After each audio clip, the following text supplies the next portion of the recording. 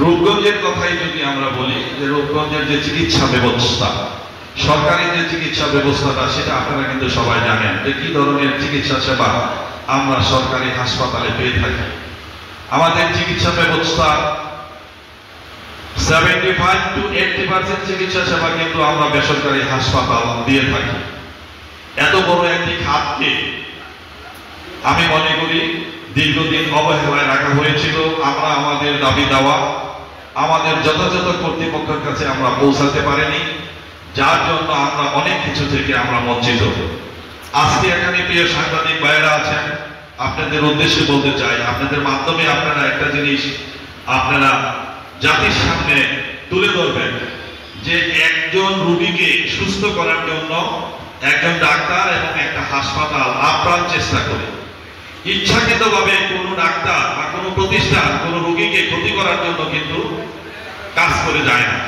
কিন্তু দুর্ভাগ্য হলো সত্য যে এই চিকিৎসা করতে গেলে কোনো ধরনের কোনো প্রকার কোনো যদি সমস্যার সম্মুখীন হতে হয়, সেই সম্মুখীনে আপনাদের সহযোগিতা আমরা সবচেয়ে বেশি কামনা করি। আপনাদের মাধ্যমে প্রশাসনের দৃষ্টি আকর্ষণ করে বলছি, আমরা প্রশাসনের কিন্তু সহযোগিতা কামনা করছি। একজন মানুষ অসুস্থ হয় বাড়িতে, তাকে সুস্থ করার জন্য কিন্তু হাসপাতালে নিয়ে যাওয়া হয়। তাহলে একজন রোগী চিকিৎসা করতে যেয়ে যদি সে কোনো কারণে মৃত্যুবরণ করে, সেটা দায় হাসপাতালকে নিতে হয়। কেন আমরা হাসপাতাল নিব? হাসপাতাল তো রোগীকে বাঁচানোর জন্য, রোগীকে সুস্থ করার জন্য আমরা হাসপাতালে সবাই কাজ করে থাকি। কিন্তু দেখা যায় কোনো ধরনের কোনো ঘটনা ঘটলেই যে একটা মানে কি বলবো, আপনাদের প্রিয় সাংবাদিক ভাইদেরকেই বলি, আপনাদের প্রতি শ্রদ্ধা রেখেই বলি যে আপনারা যদি জিনিসটাকে সুস্থভাবে সুন্দরভাবে যদি সেটা উপস্থাপন করেন এবং আমাদের জাতিকে যদি আপনারা বোঝাতে সক্ষম হন যে না, একজন হাসপাতাল মালিক একজন ডাক্তার অনেক শ্রমের বিনিময়ে অনেক কষ্ট করে কিন্তু একটা প্রতিষ্ঠান দান করে, এই প্রতিষ্ঠানের সুনাম নষ্ট হবে, এই প্রতিষ্ঠানের কোনো দুর্নাম হবে, এটা কিন্তু কেউ চায় না। প্রত্যেক পর্যায়ে প্রত্যেকটা জায়গায় কিন্তু স্বৈরাচারতন্ত্র ছিল, কারণ আমরা আমাদের কাজকর্মগুলো সঠিকভাবে পালন করতে পারিনি। আপনাদের উপস্থিতি পেয়ে আমরা আনন্দিত হয়েছি। আমরা যে হসপিটালের ব্যবসা করতেছি, রূপগঞ্জে প্রায় 25টি হসপিটাল, আমরা মনে করি প্রথম হলো আমাদের সেবা, পরবর্তীতে আমাদের ব্যবসা। আমরা জানি আমরা যারা মালিক পক্ষ আছি, আমরা কেউ এটাকে মেন ব্যবসা হিসাবে নিই। আমি আলমারি কথাই বলতে পারবো যে আসলে এই আলমারি দিয়ে আমার উদ্যোগতির দিকে আমি ধাবিত হয়েছি। আমি প্রায় মনে করি এই দীর্ঘ 17 বছরে 1 কোটি রোগীদের আমরা সেবা দিতে পেরেছি।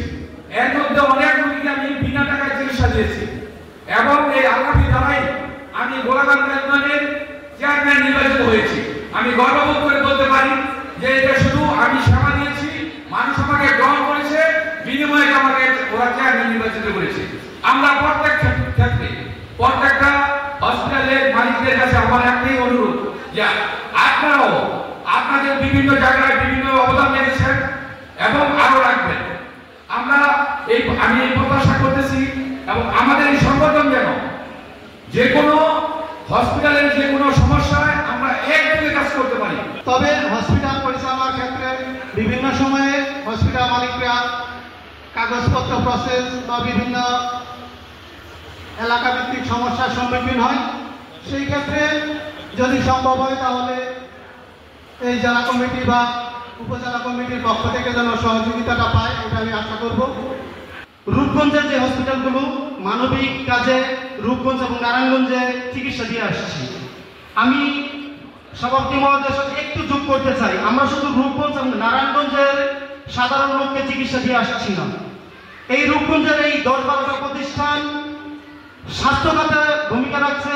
নরসিংদী, শিবপুর, মনোহরদী সহ বাঞ্ছারামপুর, এদিকে গাজীপুরের কিছু অংশ আমরা চিকিৎসা সেবা দিয়ে আসছি।